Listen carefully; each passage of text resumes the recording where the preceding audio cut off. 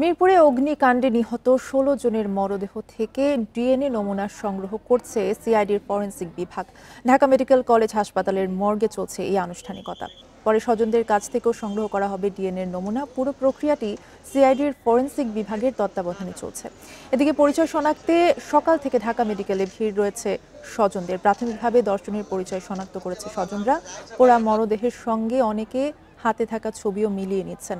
এদিকে সকালে Dhaka medical college হাসপাতালে পরিচালক ব্রিগেডিয়ার জেনারেল মোহাম্মদ আসাদুজ্জামান বলেন, ডিএনএ পরীক্ষার পর মরদেহগুলো হস্তান্তর প্রক্রিয়া শুরু হবে। জেলা প্রশাসকের অনুমতি পেলে ময়না তদন্ত ছাড়াই পরিবারের কাছে তুলে দেওয়া হবে। এদিকে অগ্নিকাণ্ডের ঘটনায় দগ্ধ ৪ জন জাতীয় বার্ন ইনস্টিটিউটে ভর্তি রয়েছেন।